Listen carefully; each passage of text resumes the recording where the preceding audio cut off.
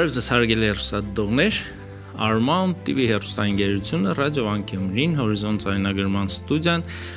Մազմանյան մեդիա հոլդինգը եւ Երևանի կինոյի եւ թատրոնի Պետական ինստիտուտի Գյումրու մասնաճյուղի կինոյի եւ հեռուստատեսության ամբիոնը սկսում են նոր նախագիծ՝ ուսանողական դեբյուտ։